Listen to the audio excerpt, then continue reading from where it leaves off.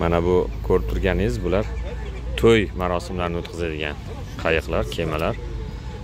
Bu yerda masalan kimdir uylanayotgan bo'lsa, mana shularga murojaat qiladi, kelin-kuyov keyin aylanishadi. Bular kemalar porti ekan. Bo'stonlini chiroyli joylarda.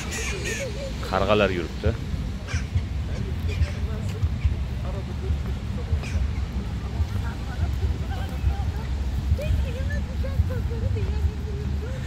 İstanbul'da 4 kundan buyon, İzmir'de 4 kundan buyon yurgan bo'lsam, xuddiki o'zimizni Samarqand, Toshkent ko'chalarida yurgandek his qilyapman o'zimni. Mana bu Shahobiddin Satuliq deb yozib qo'yibdi. Bu kema sotilar ekan. Kemachalar, qayiqlar. Turli xil markadagi qayiqlar bor. Baribir dengiz bo'lgani yaxshi-da. Havo toza bo'ladi birinchidan, ikkinchidan bunday kemalarga minib dengizning go'zal joylarini kezasiz. Qirmizi bayroq va Otaturk haykali. Juda ko'p ekan İzmirda Otaturk haykali. Shu 100 dan kam bo'lmasa kerak. Juda sevishar ekan Otaturklar.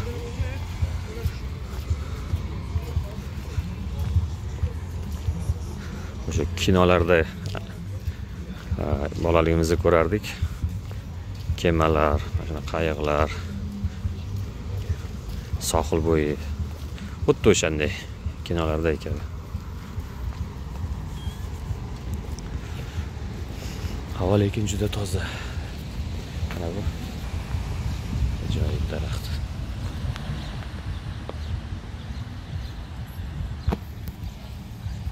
Bir-biridan boshqacha bir daraxtlar borda bu yerda. Qandaydir tabiati go'zal, iqlimiga mos daraxtlar ko'p ekan. Ba'zi bir daraxtlarni men hayotimda ilk bor ko'rib turibman.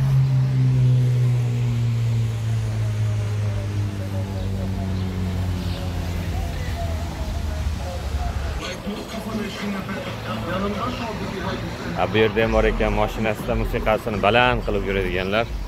Ko'rmagandim shu vaqtgacha. Ruhiy kasallar shifoxonasi ekan bu İzmirdagi. İzmir tramvaylari.